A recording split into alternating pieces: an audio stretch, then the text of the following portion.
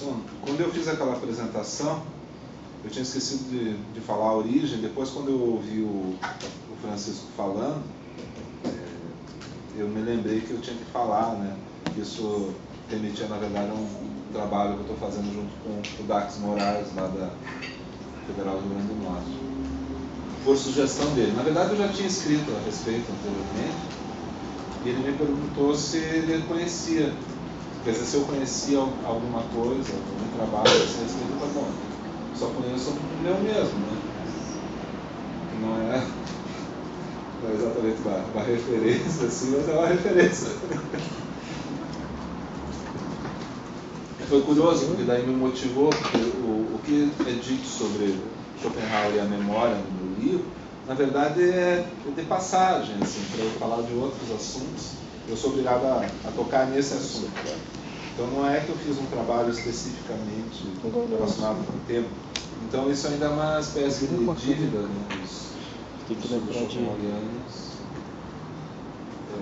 porque ninguém se dedicou efetivamente. E daí o projeto é a gente começar com um artigo, que eu vou apresentar aqui hoje já a parte que eu enviei para ele. Então, nesse semestre, Francisco, finalmente eu estou adiantado, aliás, atrasado. Ao invés de fazer um work in progress, eu faço uma remissão ao trabalho.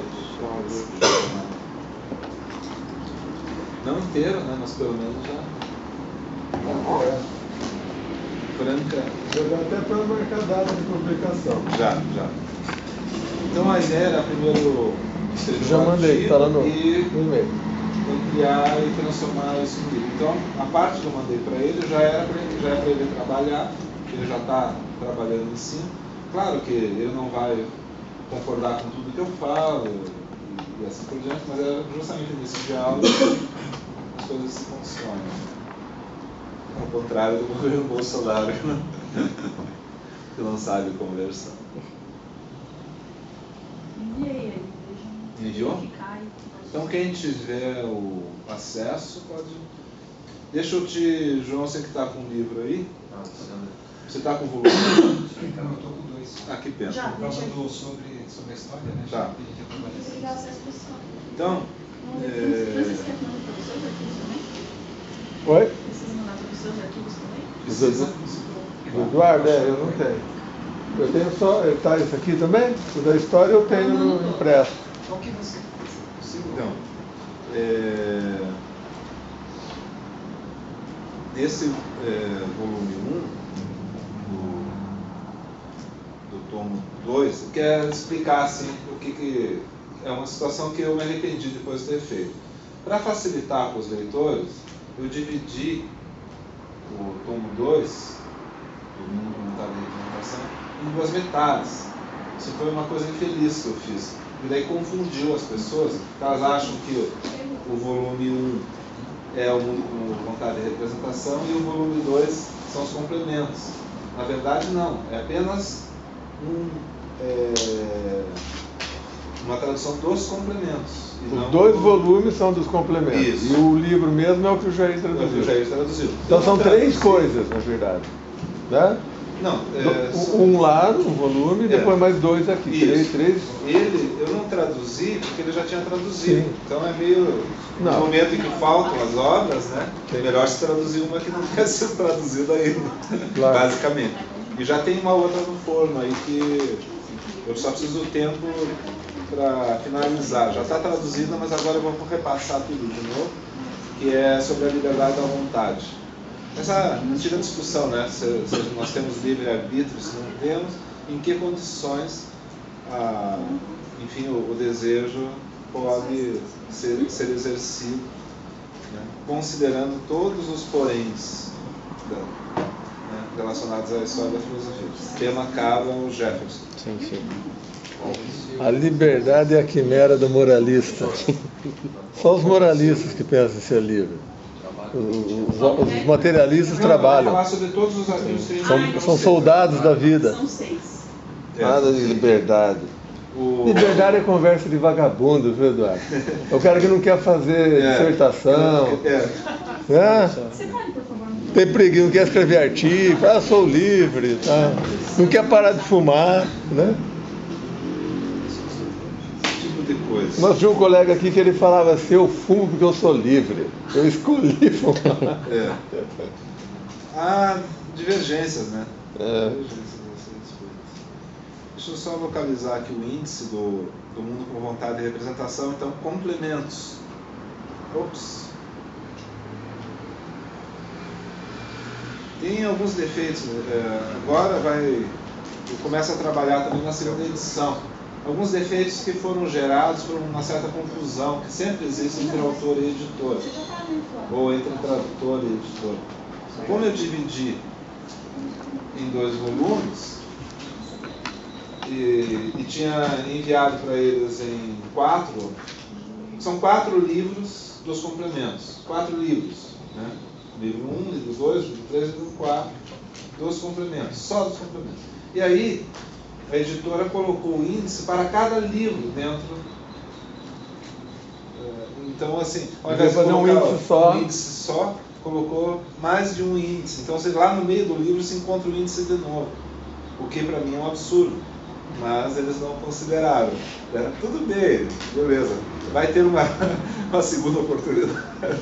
Às vezes é a norma de sei lá. Mas também não estou levando isso muito em consideração. O difícil é que daí quando você quer olhar o livro, ou o livro 2, ou o livro 4, você tem que procurar lá no meio do volume, procurando mesmo, não pela página.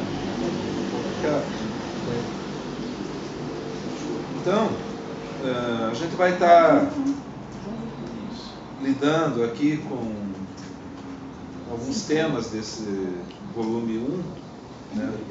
Especialmente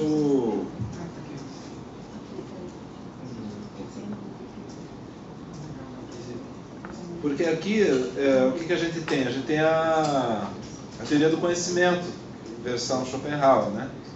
E algumas questões relacionadas à relação do intelecto com a vontade, que já começam. Ele faz do ponto de vista do intelecto. E aí agora eu estou com esse problema de achar os capítulos agora por causa dessa situação. Mas tem aqui eu faço algumas, eu já fiz, para não ter problema, algumas referências ao problema da memória do Schopenhauer. Então vocês podem daí fazer a remissão do arquivo que eu enviei para vocês, que é o Trechos de Minha Tradução, um arquivo chamado Trechos de Minha Tradução. Então, no capítulo 3, chamado Sobre os Sentidos, página 81, no capítulo 5, chamado Sobre o Intelecto Desprovido de Razão, página 113, 114, 115. Tem uma nota 205, onde eu falo um pouquinho sobre esse problema. Tem o capítulo 19, que eu estava querendo procurar aqui, mas aí eu vou ter que achar esse índice maluco ali no meio, que é justamente quando ele fala da relação dependente do intelecto em relação à vontade, que é o querer, que na consciência é o desejo.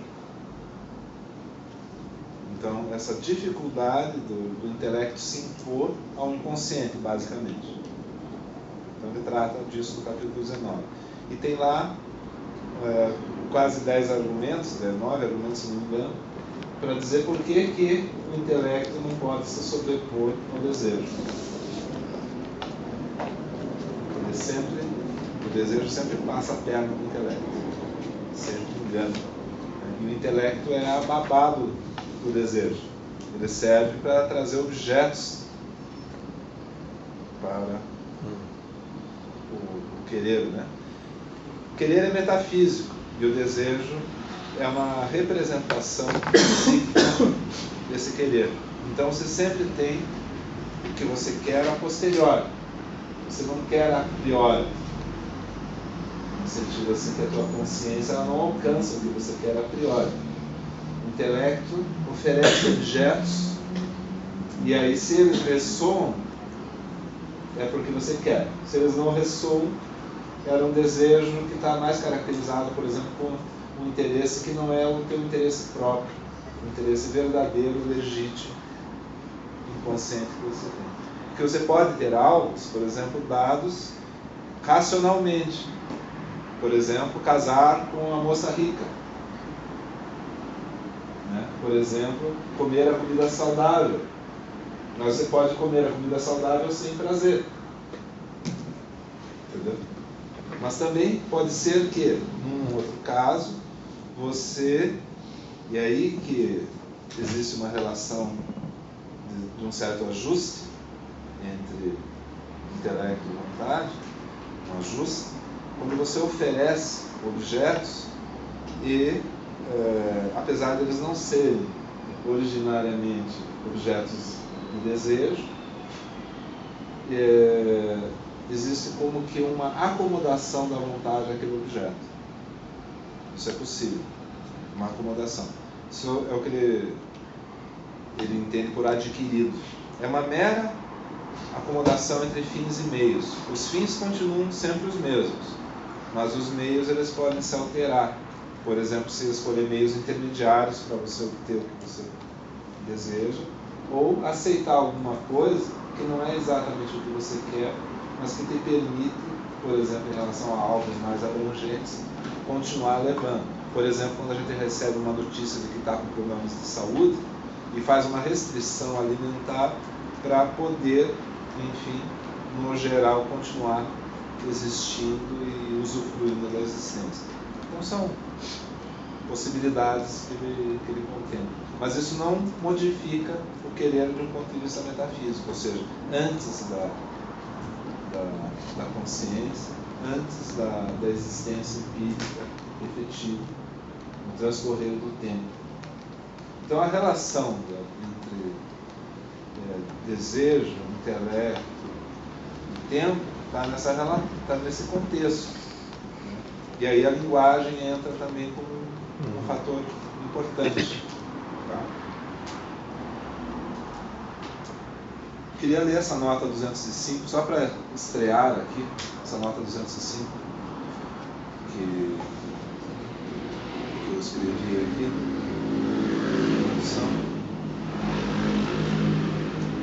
eu digo assim: a julgar pela consciência que se move no labirinto das representações, o eu é um mistério.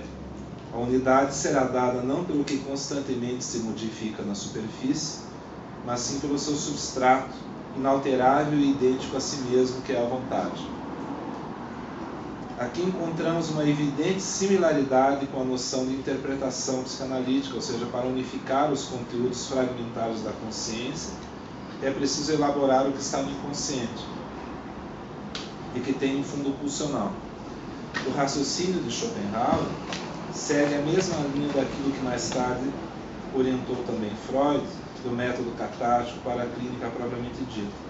Schopenhauer menciona inclusive as noções de deslocamento e condensação. Como veremos a seguir, o que o filósofo escreve pode servir também a uma interpretação dos processos oníricos. O fio da memória, ligado aos motivos da efetividade, é abandonado e a vontade estabelece uma nova cadeia de associações que se rompe ao acordar. Só é possível voltar àquilo na medida em que um determinado signo restabelece o contato com a cadeia de associações que está abaixo do limiar da consciência. O fato a ser destacado é que Schopenhauer admite a existência de redes associativas díspares em relação às quais o eu se percebe como um estrangeiro. A consciência inteira surge diante de nós como uma pequena parte do psiquismo. A vontade a controla.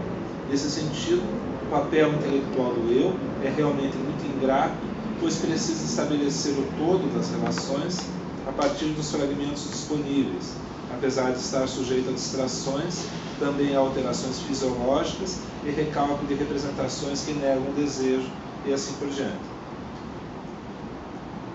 Então, psicopatologia da vida cotidiana, ele menciona inúmeros exemplos à maneira do livro do Freud, no texto. psicopatologia da vida cotidiana. Então, a base da questão é que a memória tem base afetiva. E ele segue a tradição kantiana do tempo e do espaço como a priori, né, do entendimento, colocados como algo que está vinculado com o próprio entendimento e não algo que está fora de nós. Então, isso é sujeito a distorções, é sujeito a lacunas, e quanto mais lacunar, mais psicótico você é, na tese do Schopenhauer. Quanto mais lacunas nas representações, mais perto da psicose você está. E aí, com toda a psicopatologia possível, que daí quem desenvolveu isso verdadeiramente foi o Freud. Ele não tem teoria da neurose. Schopenhauer não tem teoria da neurose.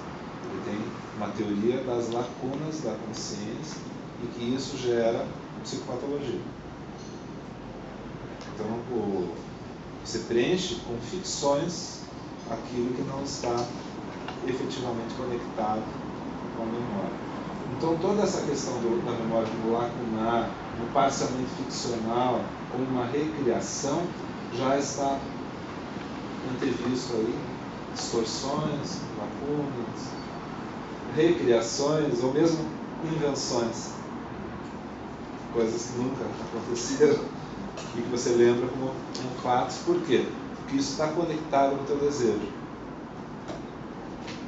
Não abrir mão do desejo, quer dizer, não se associar com o mundo simbólico, né? Enfim, com as representações efetivamente percebidas, vai gerando essas distorções, e isso é inevitável, não há como fugir disso. Então, isso faz parte da própria maneira como a vontade se expõe, como querer, um indivíduo determinado, e inclusive como estratégia de fazer prevalecer o desejo e de ocultar esse desejo quando não é interessante evidenciar para a consciência. Então, muitas vezes as pessoas agem sem saber por que agem. Então, aquela expressão do Nietzsche, né? Eu sou agido, nesse sentido também que o Schopenhauer entende. Então, esse eu é uma espécie de ficção. Essa unidade sintética, ela é, em grande medida, uma coisa ficcional. E pior, né?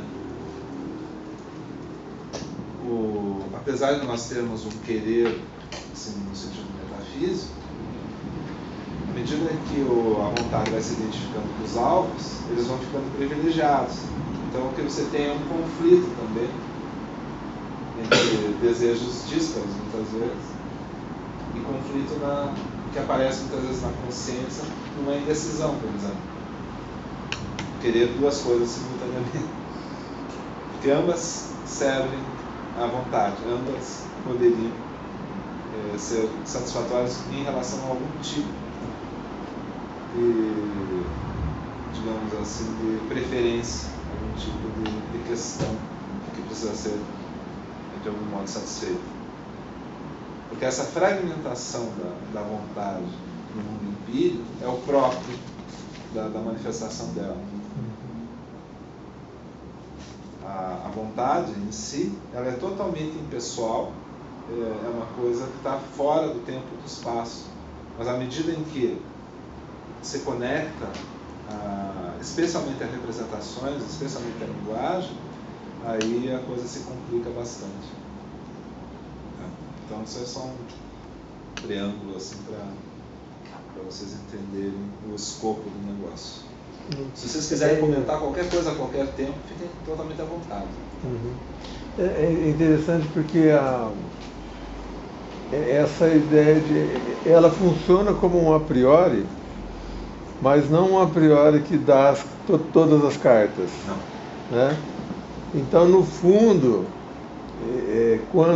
quando esse intelecto se concretiza, né, quando ele se estabelece, ele acaba sendo geneticamente subordinado à vontade, mas atualmente com uma certa margem de negociação, como você disse, ele pode propor. Né? E... A vontade lança o anzol, Isso. mas ela deixa o peixe conduzir uma certa medida, até ela dar um puxão. Você vai ter que explicar o que é anzol para muita gente jovem aqui que nunca pescou. Porque quando você estava colocando Tem isso... um canal lá na net de pesca, vocês falam. Põe um negócio que chama minhoca, né? Minhoca, E quando você estava colocando isso, eu disse, poxa, o Sari teria lido isso com muito gosto, né? Porque toda a justificativa da teoria do conhecimento dele é isso, quer dizer, que a razão, o intelecto, que é como uma consequência da vontade, não pode se insurgir contra a vontade, tem que estar, ao contrário, a serviço dela. Agora, depois que você avançou na explicação, dá essa divergência no sentido de que, uma vez que a vontade, então, ela é cega, ela permite que o intelecto faça propostas, né? Faça ajustes, basicamente. Ajustes, então, aquele que ele tem uma certa atuação ali. Uma canção de Ninar para ela. Tá? Sim. Agora, como o a priori do Sade é muito bem definido, que são as inclinações da natureza, aí não resta muito alternativo para a razão a não ser ir lá buscar. Percebe? É como dizer assim, é como dizer, não é assim, vai lá buscar alguma coisa para eu comer. Não, é assim, vai lá buscar tal coisa. Então, isso, no caso do Schopenhauer, é variável. Ele só se torna especialmente determinado se efetivamente ressoa, se efetivamente aquilo, como se diria, bate, né? Tem que fazer sentido para a vontade, não pode se opor a ela. Isso é que teria que se aproximar, então. Oi? Eu estou pensando no querer, vontade e desejo. Eu não consegui me situar nisso. Mas parece que quando fala da vontade, eu estou entendendo como algo acéfalo, na busca, quem sabe, de um objeto. A vontade ele define ou como um impulso cego, né? Impulso cego. Ou como um ímpeto cego. Então,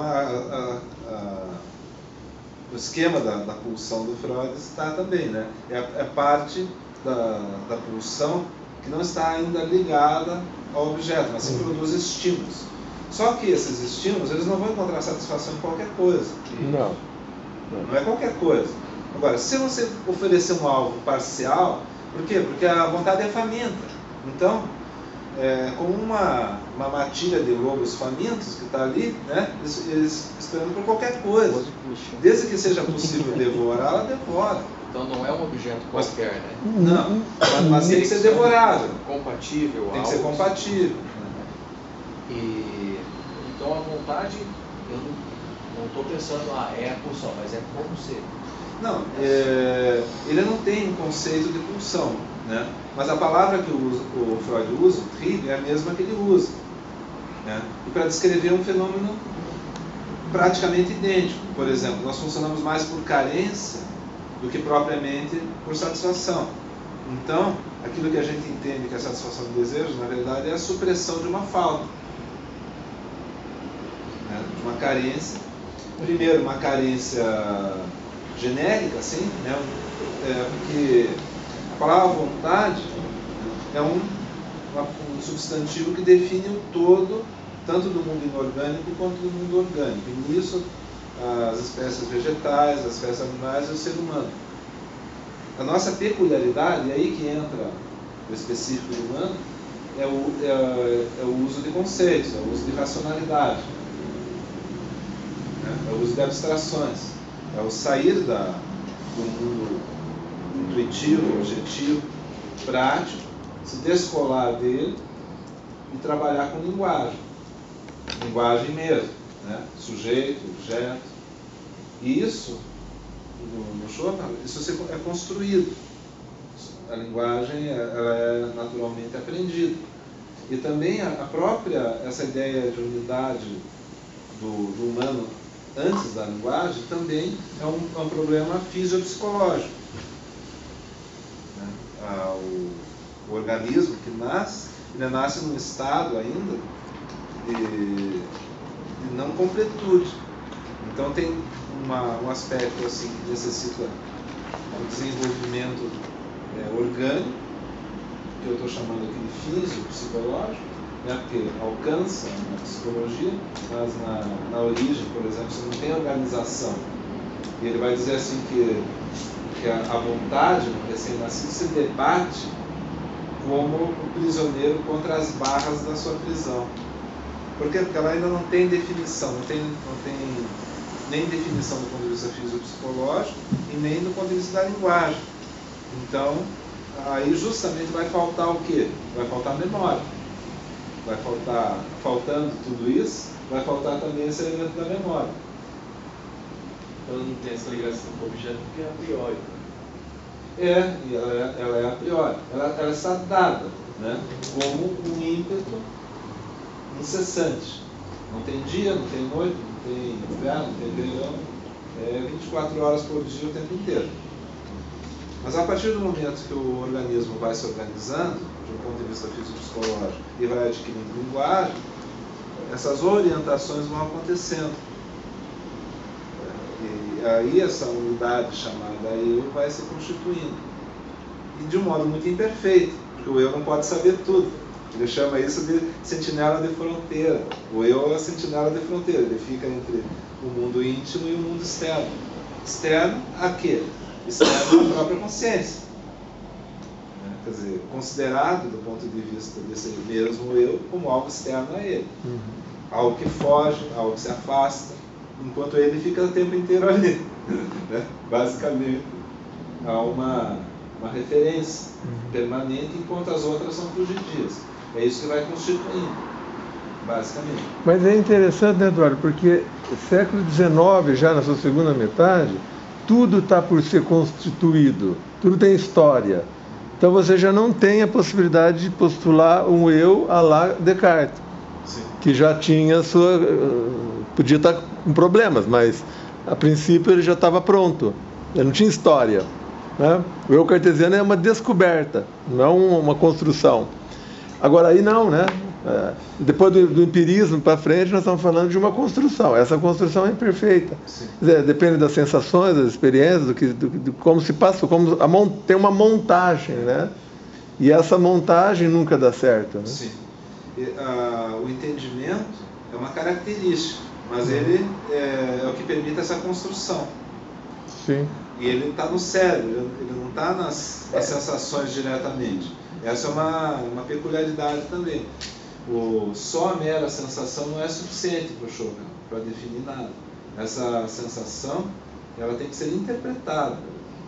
E como falta o interpretante, faltam os elementos que vão dar consistência a uma possível interpretação, aos poucos apenas é que essa memória vai se constituindo. Não é tipo, eu encostei, já sei que é a minha mão encostando. Não, é a representação da ficção. Isso. Né? E é interessante que tem uma coisa tão básica nisso, que quem estuda Freud às vezes não se lembra o tempo todo, é que todos os problemas que nós temos se devem a um fracasso do ego. Os lacanianos não gostam dessa expressão, porque dá a impressão que você está aderindo às psicologias do ego, americanas e coisas desse tipo. Mas, na verdade, o que o Freud endossou é isso, é porque o ego não deu conta, porque não podia dar conta, e aí acontece toda essa trama subterrânea dele, e aí você tem que ir para a clínica, né? Para resolver, para acertar. Ele fala literalmente disso, né? A capacidade do eu é limitada. Então, o sistema nervoso, quer dizer, a captação sensorial é por amostras. Então, a coisa se recolhe. Pega só amostras da efetividade. Quando a coisa irrompe de tal maneira que não tem como se pegar a amostra, mas a coisa que invade, né? Uma invasão estrangeira mesmo, né? Os bárbaros do norte invadindo o psiquismo, aí tem a neurose traumática. E o problema é quando vem de dentro para fora, e não de fora para dentro. O que está fora você consegue fugir. Então, isso é inevitável, né, o trauma. Devido à imaturidade. É o ego débil, né, como o Freud chama. Essa pobre coisa. E no fundo, não dá para escapar da ideia de que a intervenção é para fortalecer o ego. De alguma forma. De alguma forma. Ou pelo menos torná-lo mais capaz de gerenciar esses processos. Que na análise terminável, nas noções de cura, é a troca da repressão pela condenação. Né? A repressão inconsciente é um fracasso, mas a condenação consciente é um assenhoramento do ego. Né? Quando você diz não farei isso porque não quero, talvez ele tenha liberdade, né? Aí é o ego atuando isso é a liberdade positivamente. empírica do querer, do ponto de vista. Você não define qual é o desejo que está por trás, mas você define que não quer.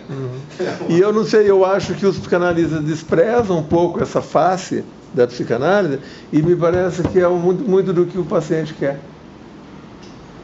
É o pedido, sempre vai nessa direção. Me ajude a lidar com isso. E se você satisfaz isso com muita rapidez, não, aí não funciona. Aí não funciona. Por quê? Porque são caminhos muito assim, imperfeitos, né? Não há são clichês dentro do desejo. E uma característica do Schopenhauer é justamente essa. Como você só consegue conhecer o desejo, né? Quer dizer, na verdade, o querer que está por trás. Os termos vontade